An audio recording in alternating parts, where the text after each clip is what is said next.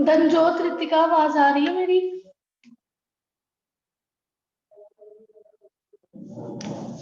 Audible है?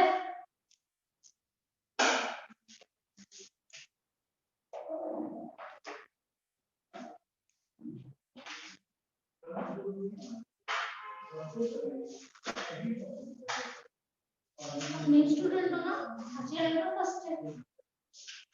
अच्छा, हम लोगों ने अभी तक पी ब्लॉक एलिमेंट किया, ठीक है। उसके बाद हम डीएनएफ ब्लॉक एलिमेंट कर रहे हैं, ठीक है। तो हमने कल वैसे तो डीएनएफ ब्लॉक है, ठीक है, मैंने एफ ब्लॉक एलिमेंट करवा दिया है कंप्लीट, ठीक है। आज मैंने डी ब्लॉक एलिमेंट करवाना, ठीक है।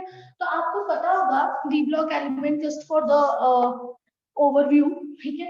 आपको पता होगा आपको पीरियोडिक टेबल कैसा होता है, पीरियोडिक टेबल कैसा होता है। यहाँ पे क्या होता है, एस ब्लॉक एलिमेंट है ना, यहाँ पे क्या होता है डी ब्लॉक, यहाँ पे क्या होता है डी ब्लॉक, और यहाँ पे नीचे करके गिवन होता है, यहाँ पे नीचे करके क्या गिवन होता है एफ ब्लॉक एलिमेंट, ठीक है।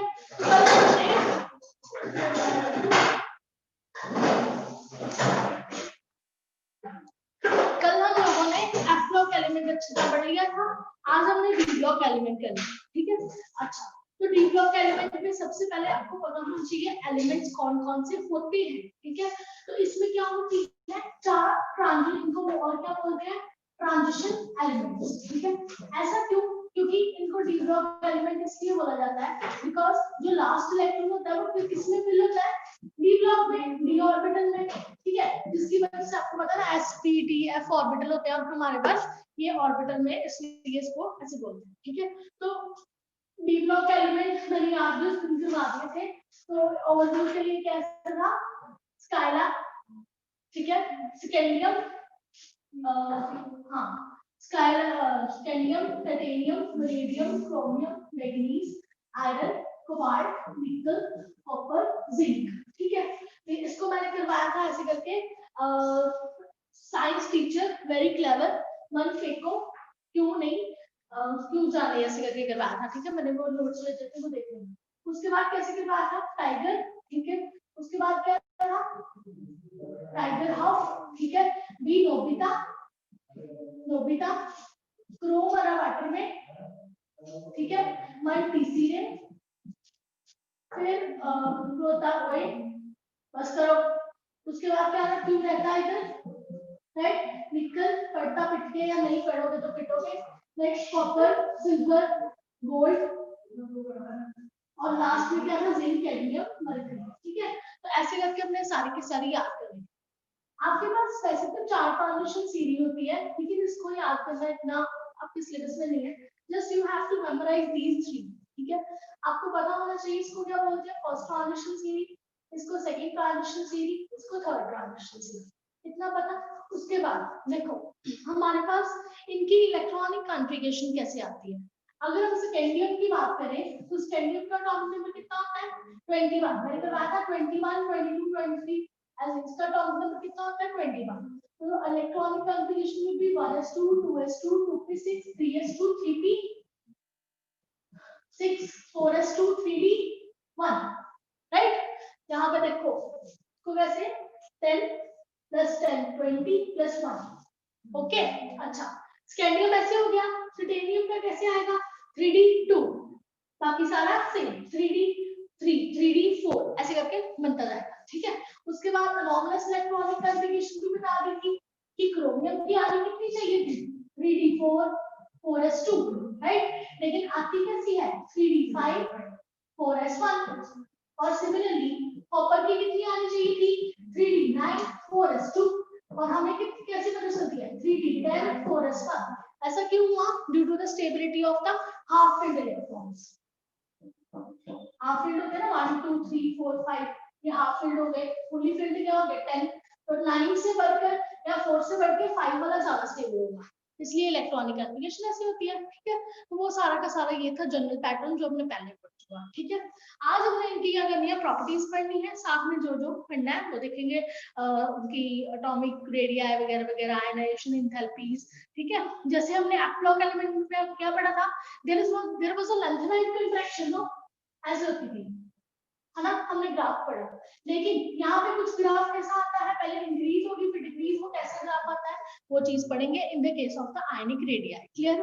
तो we are starting with the d block. Let us start. तो इनकी इलेक्ट्रॉनिक कॉन्फ़िगरेशन बताओ, what will be the electronic configuration of d block element? बताओ बताओ जल्दी। What will be the general electronic configuration of D block elements? हाँ ठीक है, हाँ तो क्या होगा, सबसे पहले क्या देखते हैं, इधर देखते हैं n s 1 to 2 और साथ में इधर कितना n-1 d, जैसे हमने 3d में पुट करा, 3d स्कैंडियम के केस में कैसे थी, 3d is 3d 1 4s2। ठीक है, तो 4s2 हो सकता है या 1 हो सकता है, साथ में क्या हो सकता है, it is 1 to 10। ठीक है, so this will be the general electronic configuration of the d block elements। clear है? तो फर्स्ट ट्रांजिशन सीरी कहां पे आती है? अब देखो, जब हम फर्स्ट ट्रांजिशन सीरी करते हैं तो n की वैल्यू कितनी होती है 4, राइट, देन 5 देन 6। क्लियर है? तो इस केस में हमारे पास जो जनरल इलेक्ट्रॉनिक कन्वर्टर फीलिंग जो होती है, इसमें किसमें होती है 3d में, इसमें कितनी होती है it is n-1, है ना, तो इसमें कितनी होती है 4d में, इसमें कितनी, इसमें होती है 5d में। ठीक है, तो ये चीज आपको पता होना चाहिए, फर्स्ट ट्रांजिशन सीरी में filling of electrons are there in the 3d orbital 4d orbital 5d orbital. ठीक है, उसके बाद इलेक्ट्रॉनिक कॉन्फ़िगरेशन कर लोगे, है ना, उसमें तो कोई बात नहीं है, इलेक्ट्रॉनिक कॉन्फ़िगरेशन। ठीक है, उसके बाद क्या पढ़ना है, हमने स्टार्टिंग करनी है कहां से, जनरल प्रॉपर्टीज। कहां से स्टार्ट करेंगे, जनरल प्रॉपर्टी। सबसे पहले जनरल प्रॉपर्टी कौन सी पढ़ते थे, एक पढ़ते थे इलेक्ट्रॉनिक कॉन्फ़िगरेशन, उसके बाद क्या पढ़ते थे, atomic and ionic radii, atomic and ionic radii. अब यहाँ पे हमारे पास देखो बड़े इंटरेस्टिंग सी चीज सामने आती है, जब हम इस साइड को जाते थे तो हम बोलते थे कि अलोंग द पीरियड जो साइज करता है वो डिक्रीज करता है with the increase in the effective nuclear charge, right. लेकिन जब हम इस साइड चलते थे तो हम बोलते थे कि ग्रुप के अराउंड क्या करता जाता है, number of shells are increasing, that's why हम बोल देते थे कि हमारे पास क्या होता था, साइज बढ़ता जाता है, ऐसे पढ़ते थे ना। ठीक है, लेकिन यहाँ पे क्या होता है, D block element, D block element का पहले क्या करता है बताओ, इन दोनों का मतलब दोनों ही चीजें ओवरलैप करती है। ठीक है, एक चीज में क्या होता है, जेड इफेक्टिव बढ़ता जाता है, जब इलेक्ट्रॉन्स इंक्रीज होने शुरू हो जाते हैं तो जेड इफेक्टिव बढ़ेगा। ठीक है, और जब इलेक्ट्रॉन्स कम है, ठीक है, मतलब दोनों केस, एक ग्रुप वाला भी शो होगा और पीरियड वाला भी। ठीक है, और इसका ग्राफ कैसे आता है, देखो सबसे पहले क्या होता है, पीरियड वाला ट्रेंड शो होता है क्योंकि इलेक्ट्रॉन्स कम है। ठीक है, मतलब सबसे पहले जो ग्राफ आता है, for example for 3d series हमारे पास पहले क्या होता है, डिक्रीज होता है, ठीक है, फिर इंक्रीज होता है। ठीक है, ऐसे ही 4d सीरीज के लिए ग्राफ आएगा, ऐसे ही 5d सीरीज के लिए ग्राफ आएगा। ठीक है, तो वो क्यों हुआ, समझ में आया क्यों हुआ, पहले किसका इफेक्ट ज्यादा बढ़ा। अब इस केस में जैसे हम 3d सीरीज की बात करते हैं, ठीक है, तो 3d सीरीज में आपके पास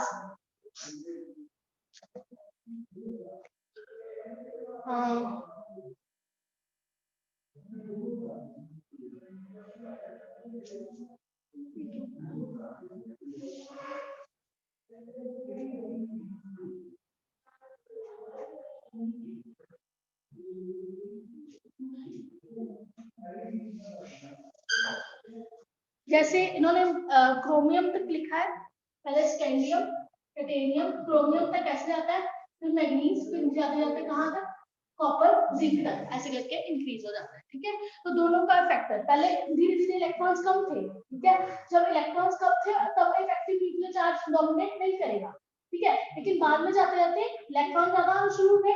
जैसे जैसे इलेक्ट्रॉन ज्यादा, मतलब मैं इसको ऐसे होती थी, जब आप जैसे होती थी यहाँ पे क्या है, इलेक्ट्रॉन ज्यादा आ गए, तो ये शाहरुख खान है, तो शाहरुख खान को बाहर वाले इलेक्ट्रॉन्स नहीं देख सकते, ठीक है, तो ऐसे, ठीक है, तो शील्डिंग इफेक्ट क्या बढ़ता जाता है, शील्डिंग इफेक्ट है ना, तो वो चीज देख लेना। क्लियर है, समझ में आ गया, क्लियर है। तो ऐसे ही करके हमारे पास ये क्या है, सारा का सारा कैरेक्टर, ठीक है।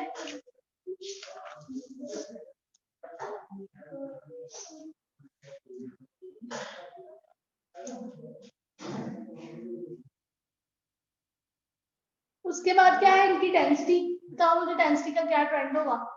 डेंसिटी कोई पॉइंट रह गया, मेटालिक कैरेक्टर, आयनिक रेडियाई भी ऐसे आ जाएगा, ठीक है। फिर उसके बाद जो मेटालिक कैरेक्टर है वो बताओ, मेटल की तरह कौन ज्यादा रिएक्ट करेंगे,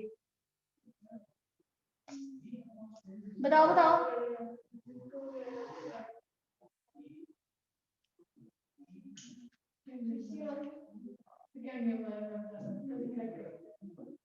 वो वाले क्यों नहीं करेंगे, उधर वाले।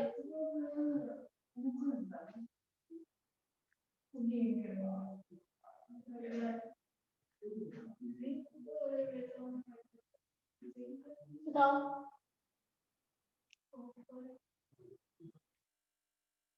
बताओ, दिन ज्योत ऋतिका।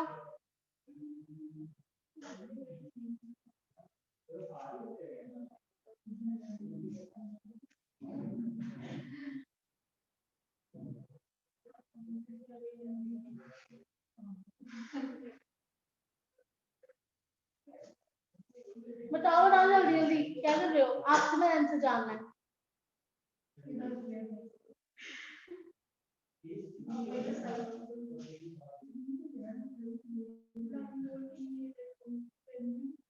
देखो हाल, देखो ये इसमें क्या है, डी ऑर्बिटल्स, डी ऑर्बिटल्स में इलेक्ट्रॉन फिल होने हैं, जैसे पहले होता था वैसे ही होना। पहले जो होता था ना, पहले ये होता था p ऑर्बिटल है, सिंबल 1 2 3 4 5 6 फिल करो, हो गया, ठीक है।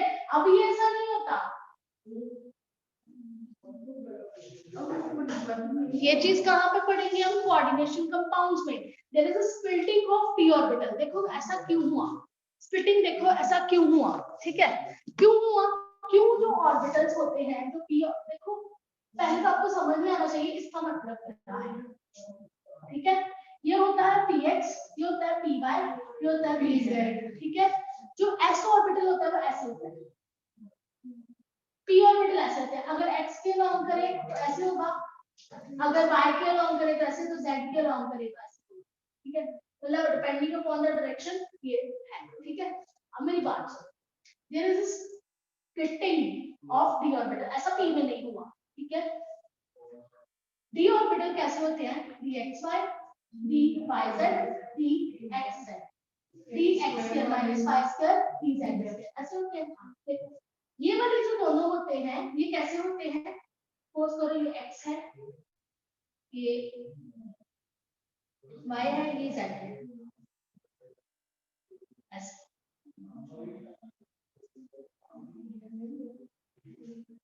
समझ आई। अब देखो पता क्या ये है, जब कोई इलेक्ट्रॉन साथ में आएगा, इलेक्ट्रॉन बॉन्डिंग बनाने के लिए उसको जगह चाहिए, इन दोनों ने आपस में बॉन्डिंग करनी है, इनको ऐसे आना पड़ेगा, ऐसे तो नहीं आना पड़ेगा, इसका मतलब अलोंग द एक्सिस अटैक होगा, समझ में आई बात।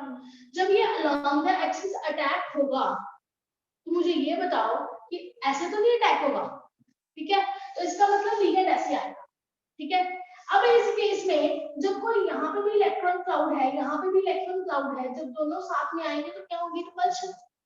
जब रिपल्शन बढ़ेगी स्टेबिलिटी कम होगी, स्टेबिलिटी कम होगी, इसलिए ये वाले जो ऑर्बिटल्स हैं दोनों के दोनों ऊपर लिखते हैं हम और इस बिंदु को नीचे लिखते हैं। इनका केस देखें तो इनमें ऐसा नहीं था, ये कैसे होते हैं, जैसे dxy की बात करें, ये they are in between the axis xy ऐसे, और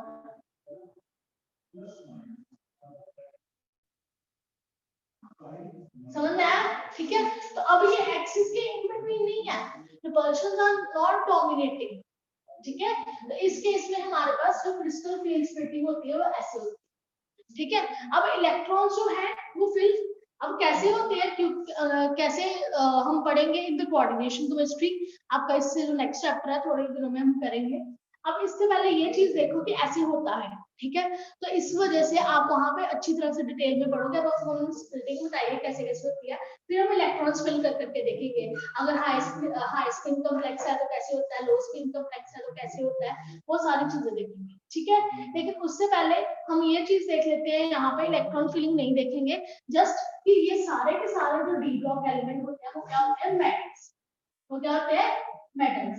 जबकि हमने पी ब्लॉक एलिमेंट में कैसे पढ़ा था कि एस ब्लॉक वाले क्या होते हैं, मेटल होते हैं, ये वाले नॉन मेटल होते हैं, तो होना तो ऐसे चाहिए था। लेकिन डी ऑर्बिटल की इन्फ्लुएंस की वजह से ये सारे के सारे कैसे एक्ट करते हैं, मेटल्स। कैसे एक्ट करते हैं, मेटल्स, ठीक है। तो लिखो all the transition elements act as metals.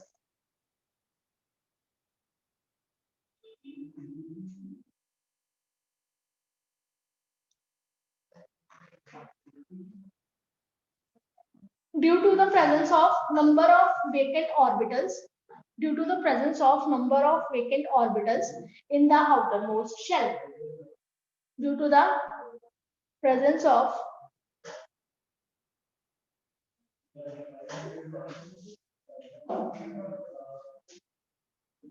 देखो in general greater is the number of unpaired d electrons,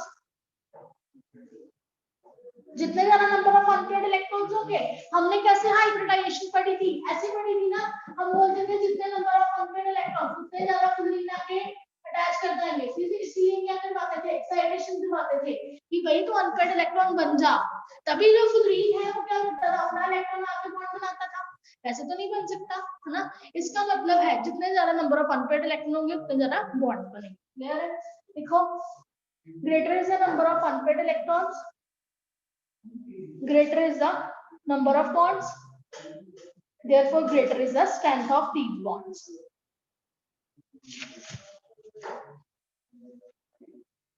Greater is the strength of these bonds. ठीक है, तो अब अगर हम ये क्रिस्टल फील्ड स्प्लिटिंग भी ना देखें, सिंपल इलेक्ट्रॉन्स फिल करके बताओ, ठीक है। अगर हम सिंपल इलेक्ट्रॉन्स फिल करके देखें, देखो आपको लग रहा होगा पता नहीं कितनी कॉम्प्लेक्स चीज है, लेकिन कुछ भी नहीं है। पुट करो स्कैंडियम, टिटेनियम, वैनेडियम, सारी फिल करो, क्रोमियम, मैग्नीज, आयरन, कोबाल्ट, निकल, कॉपर, जिंक, ठीक है। इसमें नंबर ऑफ अनपेयर्ड इलेक्ट्रॉन कितने हैं, 1। इसमें टिटेनियम में कितने आएंगे बताओ मुझे, 2, then 3, then 4, then 5,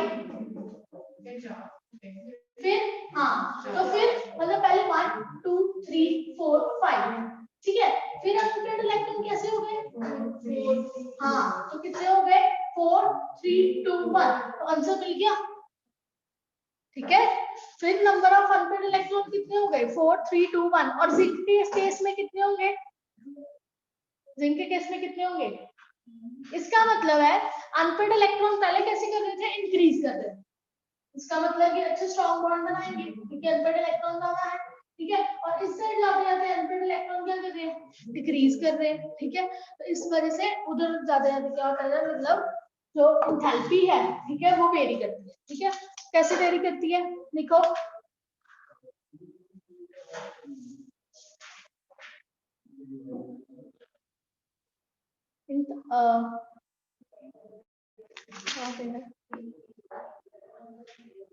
लिखो क्रोमियम, ये लिखो क्रोमियम, और कौन सा है बीच में, 1 1 2 3 4, क्रोमियम, मोबिलिटीनम, बीच वाले क्रोमियम, मोबिलिटीनम एंड टंगस्टन, तीनों के केसेस जो आपके third transition series, fourth transition series and fifth transition series, right, उनके have maximum number of unpaired electrons have maximum number of unpaired electrons. 6 होंगे ना? ओहो हाँ, क्रोमियम के ही होंगे। 4s तो काउंट ही नहीं किया हमने। क्रोमियम के होंगे ना 4s। इलेक्ट्रॉनिक कॉन्फ़िगरेशन कैसी होती है? 1 2 3 4 5 3d 5 4s 1, ठीक है, वो नहीं काउंट किया हमने, ठीक है। तो क्रोमियम, मोलिब्डेनम एंड और किसके? टंगस्टन, ठीक है। Have the maximum number of unpaired electron, therefore they have they are very hard metals, the strong metals होती हैं, and have maximum enthalpy of atomization and have maximum enthalpies of atomization. enthalpy of atomization क्या होती थी? Plus 1 में पढ़ी होगी, क्या दो तो बताना जरा।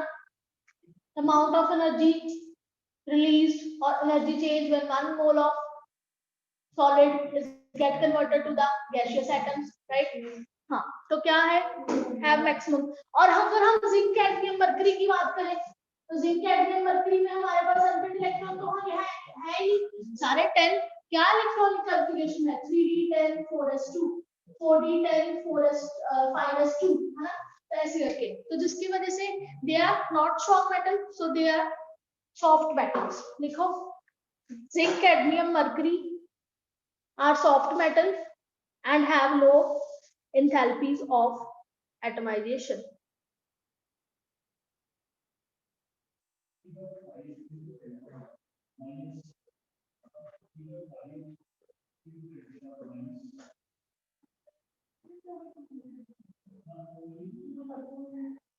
अच्छा, अब मुझे बताओ, अगर हम एंथैल्पी की बात करें, कौन से ज्यादा अच्छे मेटल्स एक्ट करेंगे? 3d वाले, 4d वाले, 5d वाले? ये first transition series, second transition series, third transition series, बताओ which of the following, 3d की बात करूं, 4d की बात करूं, 5d की बात करूं, सपोज करो मेरे पास, मैं किसकी बात करूं? सपोज करो मैं इसकी बात कर लेती हूं, b ऑर्बिटल की। वैनेडियम, मोलिब्डेनम, ये क्या होता है? TA क्या होता है?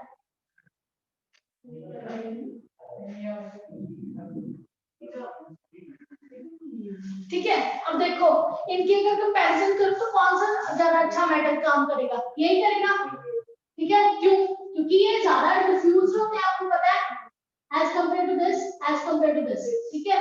और जितना ज्यादा कोई बड़ा होगा उतनी ज्यादा बॉन्डिंग अच्छी बना पाएगा, ठीक है। इस वजह से जो 4d and 5d वाले होते हैं, they are more strong metal और have the high enthalpy of atomization as compared to the 3d transitions। Clear है? क्लियर है? आपको समझ में आ रहा है? बना लो तो क्लियर है? बताओ, आपको क्लियर है? यहाँ पे जो है नंजोत, ऋतिका, क्लियर है?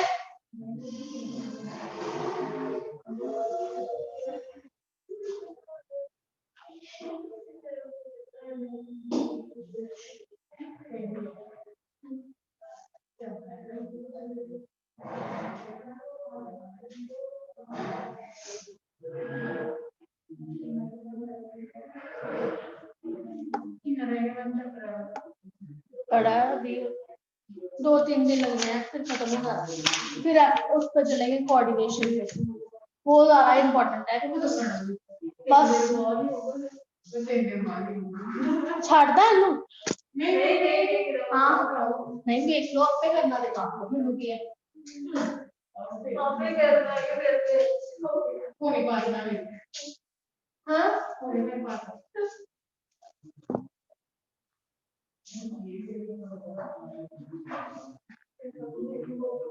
ठीक है। Next melting and boiling point देख लोगे। मेल्टिंग एंड बॉइलिंग पॉइंट का क्या होगा? फिर से जो ज्यादा स्ट्रॉन्ग मेटल वो कैसे एक्ट करेंगी, उनका ज्यादा मेल्टिंग पॉइंट, ठीक है, वो देख लेना, ठीक है। उसके बाद क्या है? Ionization enthalpy. अब मुझे बताओ, अगर मैं डी ब्लॉक एलिमेंट की बात करूं तो मुझे ट्रेंड बताओ, आयनाइजेशन एंथैल्पी का ट्रेंड बताओ, एस ब्लॉक एलिमेंट का, पी ब्लॉक एलिमेंट का, डी ब्लॉक। इन तीनों में से आयनाइजेशन एंथैल्पी ऑर्डर क्या होगा? एस ब्लॉक एलिमेंट का, पी ब्लॉक एलिमेंट का और डी ब्लॉक एलिमेंट का। किसको ज्यादा एनर्जी लगनी पड़ेगी उसको इलेक्ट्रॉन निकालने के लिए? मुझे बताओ। हाँ हाँ डी में, ठीक है। तो डी लिखो, the first ionization enthalpy, the first ionization enthalpy of D block elements are higher as that of S block elements. तो क्या ऑर्डर आ जाएगा, S then D then P then S, ठीक है। तो S ऑर्बिटल स्फेरिकल बेचारा एक ही है, ठीक है। थोड़ी सी वैसे भी एनर्जी किसकी लो होती है, मतलब इस साइड जाते रहती है जब हम फिलिंग कर देते हैं, ठीक है। तो करो, ठीक है, लिखो। और अगर हम मूव करें अलोंग द सीरीज तो आयनाइजेशन एंथैल्पी का ट्रेंड क्या है, इरेगुलरिटी आएगी, क्योंकि it is depending upon the number of unpaired electron, कैसे उसकी फिलिंग हुई है, ठीक है। तो लिखो the ionization enthalpy show quite irregular behavior due to the effect of increased nuclear charge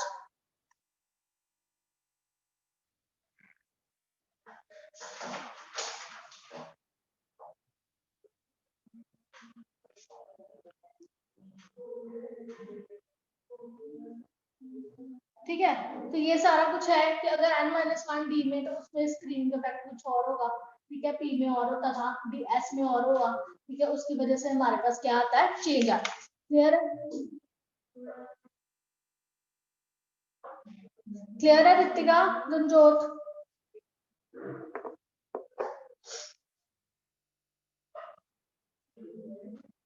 next क्या है, देखो ये जो ऑक्सीडेशन स्टेट्स, नेक्स्ट है ऑक्सीडेशन स्टेट, ठीक है।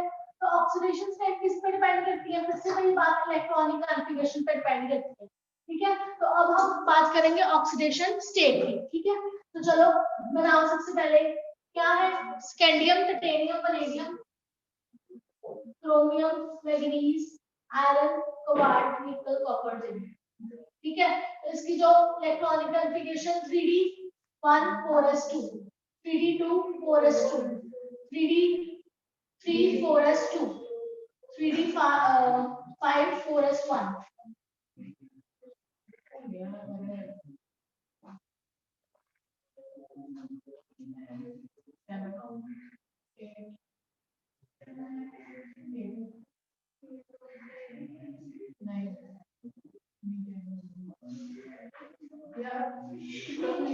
ठीक है। अच्छा, अब फिलिंग कर लिया है, you have to know about the oxidation state. इसके पास टोटल कितने ट्रांसपेरेंट इलेक्ट्रॉन है, मैक्सिमम। ये मेटल की तरह एक्ट करता है, ठीक है। ये सारे के सारे मेटल की तरह, इसका मतलब है कौन सी ऑक्सीडेशन स्टेट्स होंगी, पॉजिटिव ऑक्सीडेशन स्टेट, इतनी बात समझ में।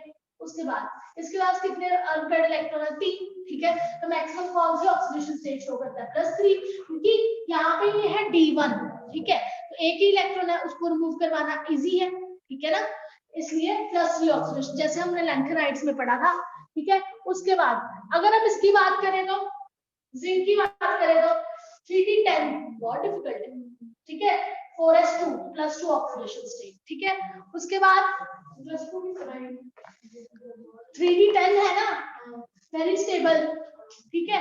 तो ये क्या बोलते हैं, 10 इलेक्ट्रॉन्स, एक पूरी की पूरी फैमिली है, ठीक है।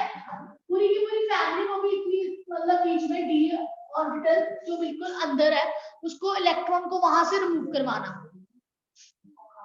है ना। तो बहुत सारे वो आयनाइजेशन एंथैल्पी की जरूरत पड़ेगी जो नहीं है, ठीक है। तो +2, ठीक है। मतलब वैसे मैं याद करवाने का तरीका बता, हाँ यार, आपने देखा है कभी जिंक को कभी Zn+1 में देखा है, ऐसे कभी ऐसे बनाया कभी, उसी उसी उसी कॉमन सेंस से देख लिया करो, ठीक है।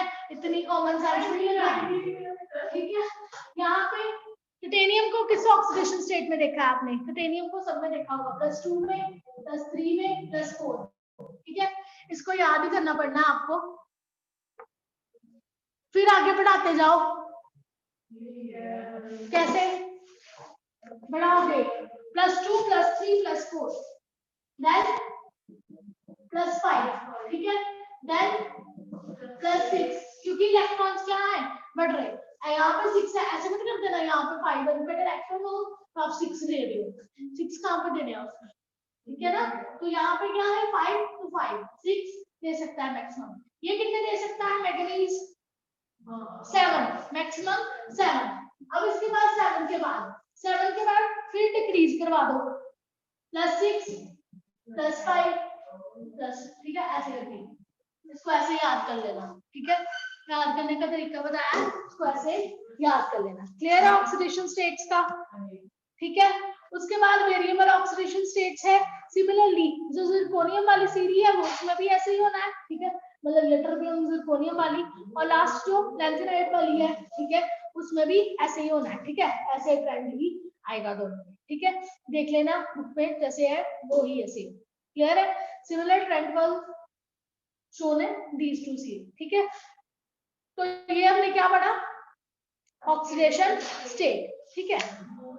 तो ये जो इंपॉर्टेंट कंक्लूजन्स हैं, ठीक है, वो देख लेना, इंपॉर्टेंट कंक्लूजन। और एक चीज देखो, हमने और जिंक कैडमियम मरकरी समझ में आ गया, जिंक कैडमियम मरकरी वो दोनों में क्या शो करते हैं, प्लस अभी तक क्वेश्चन वो वाला सॉल्व किया, मरकरी वाला खुद करना, जिंक कैडमियम मरकरी दोनों +2, लेकिन ये +1 ऑक्सीडेशन स्टेट जो करता है, क्यों करता है, ढूंढ के लाना।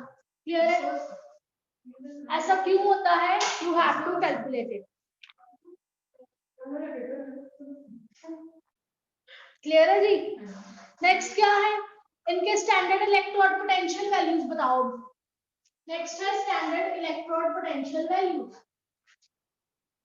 कैसे एक्ट करेंगे, जब electron is strong oxidising agent और reducing agent, they have to, देखो जैसे हम टिटेनियम की बात करते हैं, जहां हम टिटेनियम से सिंपल सिकेंडियम की बात कर लेते हैं, आपको पता है उसमें सिकेंडियम +2 बनना है, ठीक है। अगर उसमें सिकेंडियम +2 therefore they will lose electron, ठीक है, खुद लूज करेगा, दूसरा कोई गेन करेगा, ठीक है। दूसरे की रिडक्शन इसकी खुद क्या करेंगे, एज अ ऑक्सीडाइजिंग एजेंट। इसका मतलब है जो इनके रिडक्शन पोटेंशियल वैल्यूज होंगे, क्या कर रहे हो, जो इसके रिडक्शन पोटेंशियल वैल्यूज होंगे वो कैसे होंगे, पॉजिटिव नेगेटिव, जाको अपनी इलेक्ट्रोकेमिस्ट्री में नेगेटिव नहीं होते, पॉजिटिव होते हैं। ऑक्सीडेशन पोटेंशियल कोई जितना ज्यादा पॉजिटिव, कोई जितनी ज्यादा रिड्यूसिंग नेचर शो करता है उसकी वैल्यू नेगेटिव आती है और इसकी पॉजिटिव। क्लियर है, समझ में आ गया, क्लियर है। F2 is the strong oxidizing agent, उसकी वैल्यू कितनी होती है, 3.19 वोल्ट कुछ ऐसे होती है, ठीक है। तो इनकी जो रिडक्शन पोटेंशियल वैल्यू बहुत ज्यादा होती है, कितनी कितनी होती है वो देख लेना, ठीक है।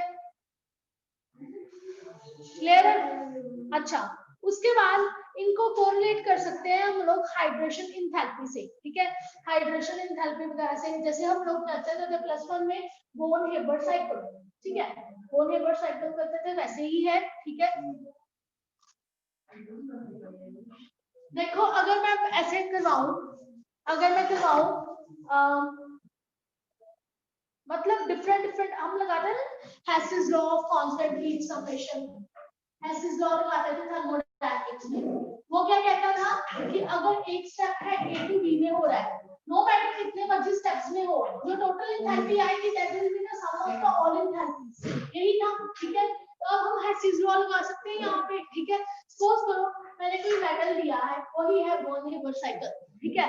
क्या करते थे, metal solid give rise to metal positive, ऐसे होता है ना, मेटल पॉजिटिव एक्वस, इनकी जो डायरेक्ट है वो निकालनी है, कैसे निकाल सकते हो, सबसे पहले सॉलिड है, सॉलिड को किसमें कन्वर्ट करना पड़ेगा, एक्वस में, ठीक है।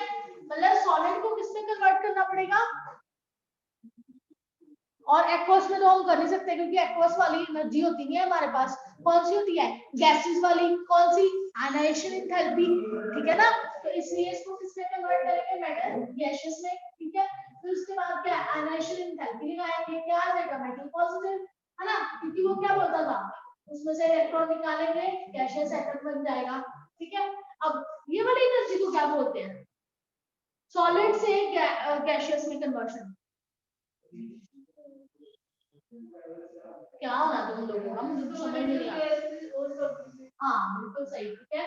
कौन सी लगेगी? सब्लिमेशन। ये क्या है? आयनेशन एंथैल्पी, ठीक है। तो अब मुझे बताओ गैसियस टू, ये गैसियस टू एक्वस बनाना है। एक्वस मतलब पानी साथ में जोड़ देना है।